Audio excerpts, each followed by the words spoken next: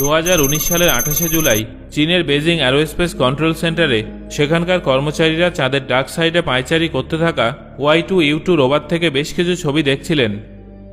তখন তারা সেই ছবিগুলোর মধ্যে একটা টিম করে জ্বলতে থাকা জেলের মতো জিনিস দেখতে পান। কিন্তু সেই রহস্যময় জিনিসটা আসলে কি ছিল? 1969 সালে নীল আর্মস্ট্রংয়ের সাথে চাঁদের মাটিতে অবতরণ করেছিলেন বাজ অল্ড্রিন। সম্প্রতি তিনি এই বিষয়টা প্রকাশ্যে আনেন যে যখন তিনি চাঁদের দিকে অগ্রসর হচ্ছিলেন তখন একটা আলো তার পিছু নিয়েছিল। যদিও এই বিষয়টা তিনি সেই সময় হিউস্টন কন্ট্রোল সেন্টারে জানাতে চাননি, কিন্তু এই বিষয়টা তাকে প্রচণ্ড চিন্তায় ফেলে দিয়েছিল। তাহলে এর মানে কি নাসা চাঁদের সম্পর্কে এমন কিছু জানে যেটা তারা সাধারণ নাগরিকদের জানাতে চায় না? কিন্তু যেটাকে আমরা ডার্ক সাইড বলি সেটাও তো আলো পাই। যখন চাঁদ তার অরবিটের সময় সূর্য এবং পৃথিবীর মাঝে চলে আসে, তাহলে কি সেই সময় চাঁদের ডার্ক সাইডে থাকা প্রাণীরা সূর্যের আলো শোষণ করে নেয়? বন্ধুরা, এটা তো আপনারা সবাই জানেন যে 1969 সালে নাসার অ্যাপোলো 11 মিশনের সময় নীল আর্মস্ট্রং বলেছিলেন, it's a big leap for mankind. কিন্তু নীল আর্মস্ট্রংয়ের সেই একই মহাকাশযানে উপস্থিত বাজ অল্ড্রিন কি বলেছিলেন সেটা কি আপনারা জানেন? যখন অ্যাপোলো 11 স্পেসক্রাফট চাঁদের সামনে পৌঁছে গিয়েছিল, সেই সময় অল্ড্রিন জানলার বাইরে এক ধরনের আলো দেখেছিলেন যেটা তার স্পেসক্রাফটের পিছু ধাওয়া করেছিল। এবার সেই সময় অল্ড্রিন এই কথাটা স্পেস কন্ট্রোল সেন্টারে না জানানোটাই সঠিক বলে মনে করেছিলেন, কারণ তার মনে হয়েছিল যে হয়তো কেউ তার কথা বিশ্বাস করবে না আর তাকে পাগল বলে ধরে নেওয়া হবে। কিন্তু মিশন শেষ হওয়ার পরে তিনি ছিলেন এমন একজন মহাকাশবিদ যিনি প্রকাশ্যে এটা বলতেন যে তিনি সেদিন যেটা দেখেছিলেন সেটা কোনো ইউএফও হতে পারে।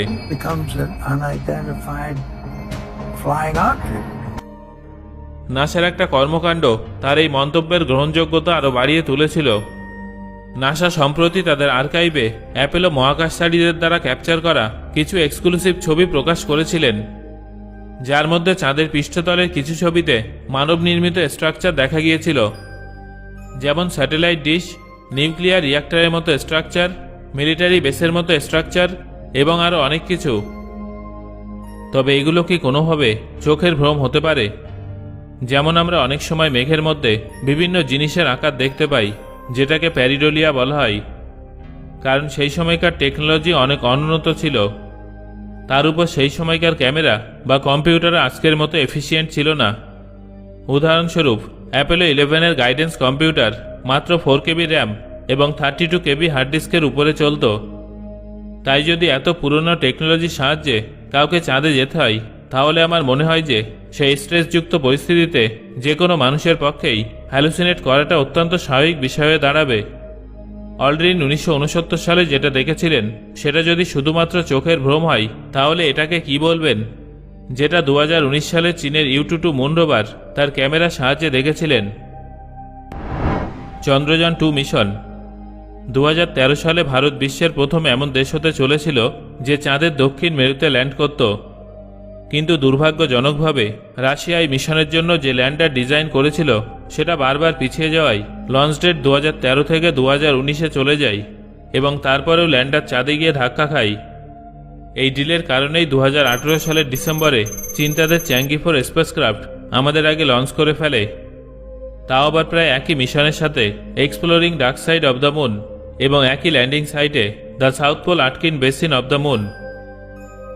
এখানে আপনাদের একটা কথা স্পষ্ট করে দেব যে এর মানে কিন্তু এটা নয় যে আমাদের বিরুদ্ধে কোনো ষড়যন্ত্র ছিল।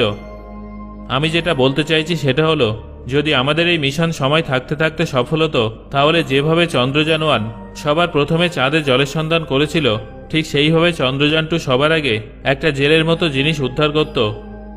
তাও আবার কোনো যেমন তেমন জেলের মতো জিনিস নয়, টিম করে জ্বলতে থাকা জিনিস।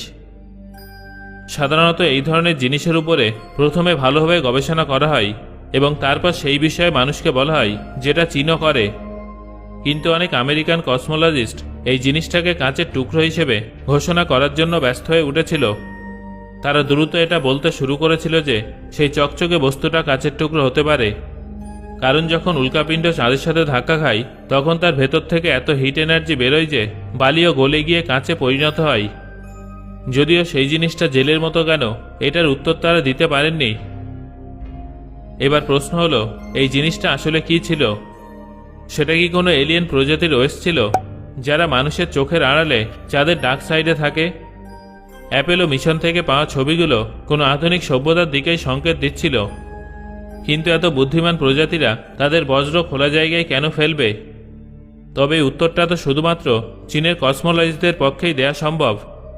তবে বর্তমানে প্রশ্নটা হলো যে, যদি এলিয়েন চাঁদের ডার্ক সাইডে বসবাস করে থাকে, তাহলে তারা বেঁচে থাকার জন্য পর্যাপ্ত আলো কোথা থেকে পাচ্ছে? বন্ধুরা, এটার উত্তর জানার জন্য আমাদের প্রথমে ডার্ক সাইড সম্পর্কে প্রচলিত ধারণাটা ভাঙতে হবে।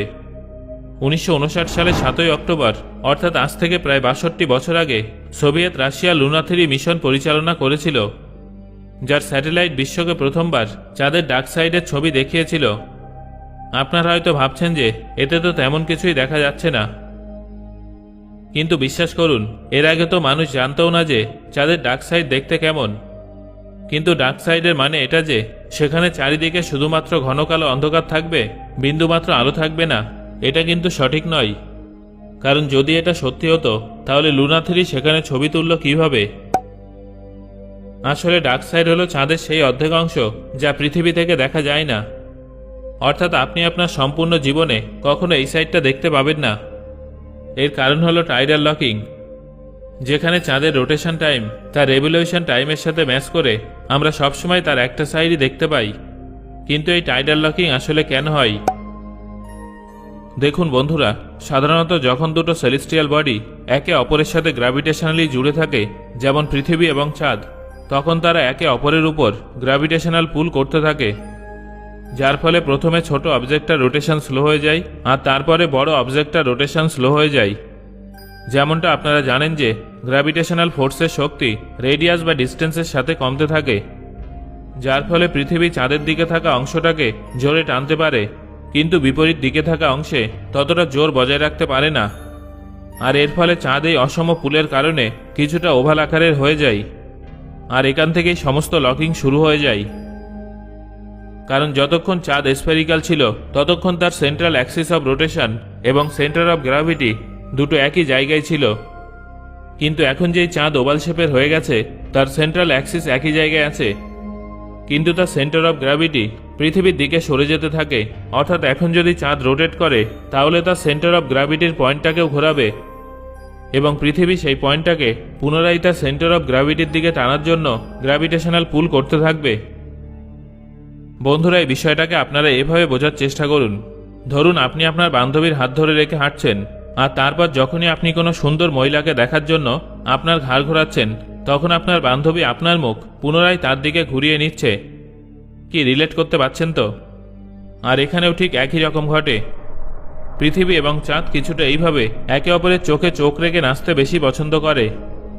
এখানে শুধুমাত্র চাঁদের রোটেশন স্লো হয়েছে, তার রেভলিউশন একই আছে, যার মানে পৃথিবীর চারপাশে চক্কর কাটার সময় এমন একটা সময় আসবে যখন চাঁদ পৃথিবী এবং সূর্যের মাঝে চলে আসবে এবং তার বিপরীতে বা পিছনের দিকে সূর্যের আলো পড়বে, যেটাকে আমরা ডার্ক সাইড বলে থাকি।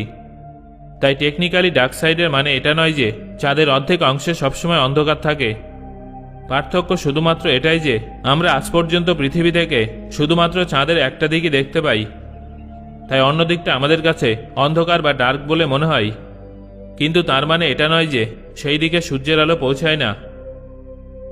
আচ্ছা, তাহলে কি এই ডার্ক সাইড, যাকে বিজ্ঞানীরা ফার সাইডও বলেছেন, তারও কি কোনো বিশেষত্ব নেই? এর উত্তর হলো, ডার্ক সাইডের কিছু বিশেষত্ব আছে। বেশ কিছু গবেষকদের মতে যখন থিয়া পৃথিবীর সাথে ধাক্কা খেয়েছিল, তখন সেটা ভেঙে একটা নয় বরং দুটো চাঁদের নির্মাণ হয়েছিল, যার মধ্যে একটা বড় ছিল এবং একটা ছোট ছিল। তারপর ধীরে ধীরে এই ছোট চাঁদটা দ্রুত গতিতে ছুটে যায় এবং বড় চাঁদটাকে ধরে ফেলে আর তার সাথে যুক্ত হয়ে যায়। কিন্তু এই মার্জিংয়ে একটা সমস্যা ছিল। যেহেতু দুটো চাঁদ একই দিকে মুভ করছিল, তাই যখন তারা একে অপরের সাথে মার্জ হয়, সেই সময় ছোট চাঁদটা তার টুকরের সাহায্যে বড় চাঁদের ফার সাইড কভার করে নেয়। ফার সাইডে পাতলা ক্রাস্টের লেয়ার দিয়ে দেয়।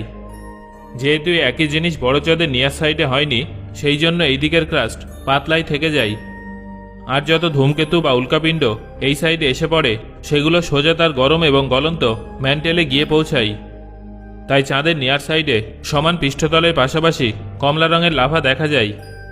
আর এবার যদি আপনারা চাঁদের ফার সাইড বা ডার্ক সাইডের ছবি দেখেন, তাহলে সেখানে কোনো রকম লাভ আর কমলা রং দেখতে পাবেন না, সোজা সমান পৃষ্ঠতল দেখতে পাবেন। সব জায়গায় শুধুমাত্র গর্তই গর্ত দেখতে পাবেন। এবার যদি কোনো সিভিলাইজেশনের কথা বলি, তাহলে এখনো পর্যন্ত আমরা সেখানে কোনো সিভিলাইজেশনের খোঁজ পাইনি। আর সেই জেলের মতো জিনিসটাই বা কী ছিল, সেই নিয়ে এখনো গবেষণা চলছে। সো বন্ধুরা, আপনার কি মনে হচ্ছে এই জেলের মতো জিনিসটা কি হতে পারে, সেটা অবশ্যই আমাকে কমেন্ট করে জানান।